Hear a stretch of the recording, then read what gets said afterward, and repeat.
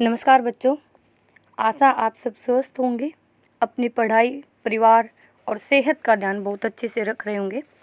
पहले हमने जो 2 वीडियो बनाई हैं, उस वीडियो में हमने एक तो आपकी सेडिमेंट्री रॉक्स के बारे में पढ़ा था, एक आग्नेय चट्टानों के बारे में पढ़ा था। अवसादी और आग्नेय चट्टानों के बारे में हम पढ़ चुके हैं। 3 चट्टानें मैंने बताई थी, एक कायांतरित, एक अवसादी, एक आग्नेय।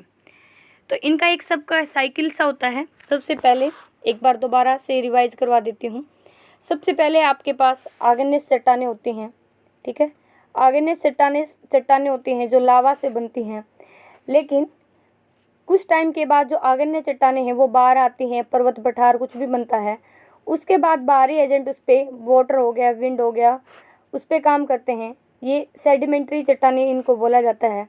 उसके बाद ये नीचे चली जाती हैं, दोबारा से मैग्मा का रूप धारण कर लेती हैं और परतों में ऐसे जम जाती हैं, दोबारा से दब कर ये एक लावा का रूप धारण कर लेती हैं। तो ये एक इसका कंप्लीट साइकिल सा होता है। रूपांतरित जो चट्टानें होती हैं, रूपांतरित का मतलब होता है रूपांतरित, बदला हुआ रूप। और मेटामॉर्फिक, मेटा मतलब ग्रीक भाषा का शब्द है, जिसमें मेटा मीन्स होता है चेंज और मॉर्फो का मीनिंग होता है आपका फॉर्म। तो ऐसे चट्टानें जो अन्य रूपों में, अन्य भिन्न रूपों में परिवर्तन होता है, उनको रूपांतरित चट्टानें कहते हैं। पीजी फॉरेस्टर थे जिन्होंने एक डेफिनेशन इसके बारे में दी थी। ये देख लेते हैं कि जिन चट्टानों में विघटन हुए बिना गर्मी, दबाव और रासायनिक क्रियाओं के फलस्वरूप बनावट या खनिजों का पूर्ण रूपांतरण हो जाता है, उसे कायांतरित चट्टानें कहते हैं। पुनः रूपांतरित या अति रूपांतरण भी इनको कहा जाता है। कुछ चट्टानें हैं जिनके रवों में परिवर्तन हो जाता है, कुछ चट्टानें हैं जिनके सर्वथा बिल्कुल ही डिफरेंस हो जाते हैं, और चट्टानों में सर्वथा नए प्रकार के खनिज उत्पन्न होते हैं, जिसे कायांतरित चट्टानें या संगठन मूल चट्टानों के खनिज एकदम अलग उनमें पाया जाता है। कायांतरण के प्रकार के बारे में बात करते हैं कि कितने प्रकार के होते हैं। साधन के आधार पे होते हैं। एक आपके रूपांतरण 2 प्रकार का होता है, एक होता है तापीय, एक होता है गतिक। साधनों के आधार पर तापीय रूपांतरण देखते हैं। तापीय रूपांतरण वह रूपांतरण होता है जिससे चट्टानों में ताप के कारण परिवर्तन आ जाता है। हाई टेम्परेचर से जो उनकी सेल संरचना है उनमें डिफरेंस आ जाता है, पिघल कर या उनका रंग रूप संरचना में परिवर्तन आ जाता है। बलुआ पत्थर, क्वार्जाइट पत्थर के बाद संगमर, चीका मिट्टी बदलकर स्लेट और बिटुमिन्स कोयला एंथ्रेसाइट में। पहले कल मैंने बताया था ABLP, ठीक है। पीट कोयला सबसे बेकार होता है, लिग्नाइट, फिर एंथ्रेसाइट सबसे बेस्ट क्वालिटी का होता है। सबसे लंबा टाइम जो होता है वो एंथ्रेसाइट का होता है, फिर बिटुमिन्स का होता है, फिर लिग्नाइट का होता है, फिर पीट का। और सबसे ज़्यादा जो कार्बन की मात्रा होती है 75 से 90% एंथ्रेसाइट में पाई जाती है। जब ये जलता है तो बिल्कुल नीली लो के साथ जलता है और इसमें बहुत उच्च ताप होता है और राख की मात्रा भी कम होती है। पीट लगभग लकड़ी जैसा ही होता है, उसमें कोयले वाली ऐसी कोई बात नहीं होती।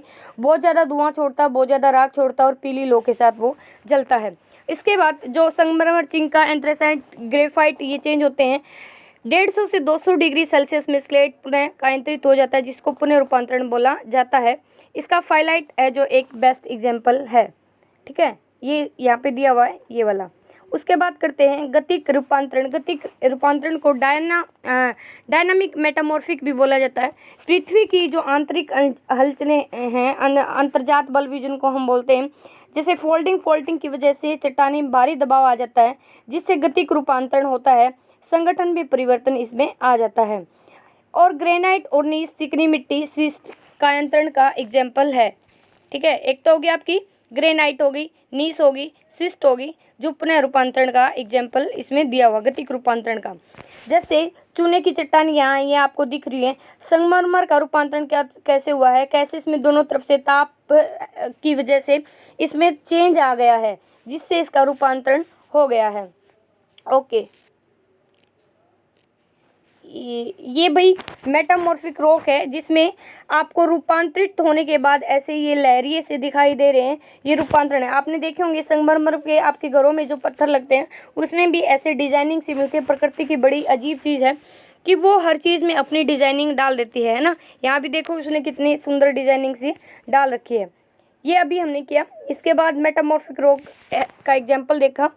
दबाव क्या है, प्रेशर पड़ता है। मान लिया ये कोई चट्टान थी, ये सारी कोई चट्टान थी, और इस चट्टान में ये कोई चट्टान थी भाई, और इस चट्टान में ये सेम टाइप के, लेकिन ऊपर से प्रेशर पड़ा जिसकी वजह से इसके जो ये जो क्रिस्टल थे उनमें चेंज आ गया, जिसकी वजह से सिस्ट का रूपांतरण हुआ परतदार सेल चट्टान। इसमें प्रेशर की वजह से और ताप की वजह से इसका चेंज हो जाता है। प्रभाव क्षेत्र के आधार पर दो होता है, स्पर्श रूपांतरण और प्रादेशिक रूपांतरण। इन दोनों में क्या डिफरेंस है? स्पर्श रूपांतरण में आने वाली चट्टानें क्या हो जाती हैं? मेल्ट हो जाती हैं और जिनका पुनः क्रिस्टलीकरण होता है। पुनः क्रिस्टलीकरण का मतलब है दोबारा से उसमें क्रिस्टल बनते, बिल्कुल मेल्टेड फॉर्म में चेंज हो जाती है। इसे स्थानीय रूपांतरण या सीमित या स्थानीय घटना तक होता है, बहुत लंबी दूरी तक ये नहीं होता, इसलिए इसको स्पर्श रूपांतरण कहा जाता है। बात करते हैं प्रादेशिक रूपांतरण की। जो प्रादेशिक रूपांतरण होता है वो एक बड़े क्षेत्र में होता है, विस्तृत क्षेत्र में होता है। इस रूपांतरण में अनेक शक्तियाँ क्रियाशील होते हैं, जैसे आपका दबाव हो गया, ताप होगा, इन सब का योगदान होता है। जब कोई परतदार सेल मुड़कर अधिक गहराई में चली जाती है उसका रूपांतरण हो जाता है। इसको प्रादेशिक और गतिक रूपांतरण का ये एक एग्जाम्पल है। ओके, उसके बाद कायंत्रित सेलों में क्या क्या चीज होता है? ग्रेनाइट है, ग्रेनाइट से क्या बनता है भाई? नीस। बेसाल्ट से क्या बनता है? सिस्ट। ग्रेबो से क्या बनता है? ग्रेबोनीस। बलुआ पत्थर मौलिक अवसादी चट्टान है। बलुआ पत्थर से क्या बन रहा है? बलुआ पत्थर के बाद बन रहा है आपका क्वार्जाइट। चूना पत्थर से संगमर, कोयला से ग्रेफाइट और हीरा, और सेल या चिकनी मिट्टी से स्लेट या सिस्ट बनती है। ये आपके 2 नंबर के क्वेश्चन में बोले जाते हैं। मौलिक आग्नेय या कायंत्रित चट्टानों के रूपांतरित रूप लिखिए। कायंत्रित चट्टानों की जो हमारी आर्थिक इम्पोर्टेंस है वो ये है कि इसमें अनेक प्रकार के खनिज पाए जाते हैं और ये खनिज हमारे लिए इम्पोर्टेंट है, जैसे क्वार्जाइट हो गया, ग्रेफाइट हो गया, एंथ्रेसाइट हो गया, स्लेट और संगमरमर इसका एग्जाम्पल है। क्वार्जाइट का प्रयोग कांस्य उद्योग में किया जाता है क्योंकि ये एक कठिनतम खनिज है। स्लेट का छप्पर या फर्श में लिखने के लिए पहले स्कूली बच्चे किया करते थे। भैया आजकल टेक्निकल ज़माना आ गया, कंप्यूटर का, लैपटॉप का, अब इसका इस्तेमाल इतना नहीं होता जितना पहले होता था। नीस या संगमरमर का प्रयोग इमारती लकड़ियों के रूप में, पत्थर के रूप में किया जाता है। आपका जो ताजमहल आप देखते हैं, जो बिल्कुल दुनिया के 7 अजूबों में से एक है, उसका निर्माण भी संगमरमर की जो चट्टान हैं उन्हीं से बना हुआ है। ग्रेफाइट का एग्जाम्पल, आप जो पेंसिल लिखते हो वो ग्रेफाइट से ही बनी हुई पेंसिल होती है और ग्रेफाइट का ताप इतनी ज़्यादा सहन करने की क्षमता होती है कि लोहे या धातु को पिघलाने के लिए या सिक्का बनाने के लिए ग्रेफाइट का ही प्रयोग किया जाता है। रूपांतरित चट्टानें, रूपांतरित चट्टानें साधन के आधार पे हमने अभी की थी। एक तो साधन के आधार पर, एक प्रभाव क्षेत्र के आधार पर। अभी जो किया था स्पर्श रूपांतरण, जो एक छोटे से क्षेत्र में होता है जिसका पुनः क्रिस्टलीकरण होता है, जो मेल्टेड फॉर्म में होके दोबारा से उसमें क्रिस्टल बनते हैं, उसको पुनः क्रिस्टलीकरण या स्पर्श रूपांतरण उसको बोलते हैं। प्रादेशिक रूपांतरण में क्या होता है? अनेक शक्तियाँ काम करती हैं, प्रेशर, टेम्परेचर और सेल मुड़ के जिसमें डिफरेंस आ जाता है उसको प्रादेशिक रूपांतरण कहा जाता है। अब बात करते हैं कायंत्रित चट्टानों के आर्थिक महत्व की, भी हमने देख लिया था। छप्पर बनाने में, इमारती लकड़ी में, पेंसिल में कहाँ काम आता है। साधन के आधार पर तापीय रूपांतरण और गतिक रूपांतरण। तापीय रूपांतरण का एग्जाम्पल था बलुआ पत्थर और क्वार्जाइट, और गतिक रूपांतरण का ग्रेनाइट या नीस इसका एग्जाम्पल था। रूपांतरित चट्टानें हैं भाई, हमें उसे बहुमूल्य जवाहरात, मणिक, नीलम इत्यादि मिलते हैं। उसके बाद टेल्कम पाउडर, सौंदर्य प्रसाधन वगैरह जो बनाए जाते हैं वो भी आपके इन्हीं के द्वारा बनाए जाते हैं। ग्रेफाइट का गलनांक बहुत ज़्यादा होता है, जो 3500 डिग्री सेल्सियस तक होता है। परमाणु बिजली के घरों में ग्रेफाइट क्या होता है? अनिवार्य होता है। उसके बाद एक जो ग्रेफाइट होता है उसमें एक तो जवाहरात हमने देखा, सेलखड़ी या टेल का प्रयोग, पाउडर का प्रयोग, एस्बेस्टेस जो होता है अग्निरोधी, जहाँ अग्निरोधी चीज़ों की जरूरत होती है वहाँ पे एस्बेस्टेस की जरूरत होती है। तांबड़ा एक कीमती पत्थर है जिसका उपयोग आकर्षक उपकरण बनाने के लिए किया जाता है। नेक्स्ट है क्वार्जाइट। कहाँ कहाँ पाया जाता है भाई? क्वार्जाइट आपका राजस्थान में पाया जाता है, झारखंड में पाया जाता है, मध्य प्रदेश में, तमिलनाडु में। और संगमरमर राजस्थान के अलवर में। आपने देखा होगा जब कभी कोई अच्छी घर बनाते हैं तो राजस्थान का संगमरमर का पत्थर बड़ा अच्छा माना जाता है, नाम है उसका। स्लेट हरियाणा के रेवाड़ी और कुंडू, अटेली, नारनौल में पाया जाता है। हरियाणा में एक खिलना नाम का पत्थर भी पाया जाता है। हिमाचल प्रदेश के कांगड़ा में ग्रेफाइट, ओडिशा और आंध्र प्रदेश में मिलता है।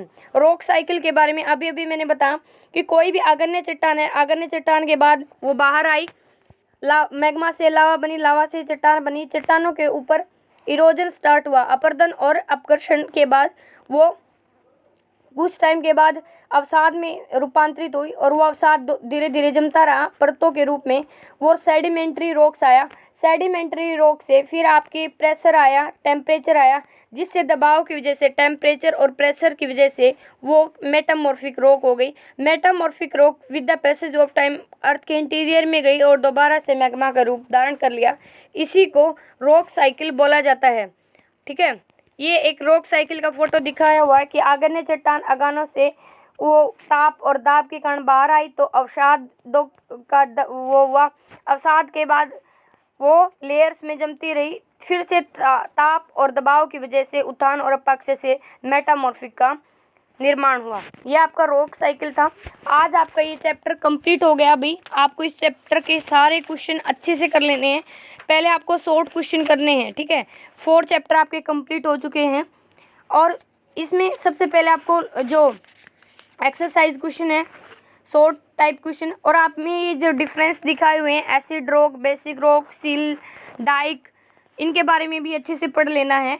उसके बाद बैथोलिट, लैकोलिट के बारे में, और जो बड़े क्वेश्चन हैं, फर्स्ट क्वेश्चन है एक तो और थर्ड क्वेश्चन है, तो मेनली तो आपका फर्स्ट और 6 हैं, लेकिन फिर भी आपको सारे क्वेश्चन कवर अप हो जाते हैं अगर आपने सारा चैप्टर कर लिया है। ओके भाई, आपको ये सारे चैप्टर डेली का काम डेली करना है।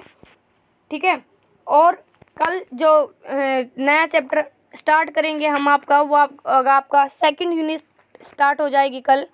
और कल जिस चैप्टर के बारे में पढ़ेंगे वो है आपका अर्थ मूवमेंट के बारे में। Okay, thank you very much. जय हिंद, जय भारत।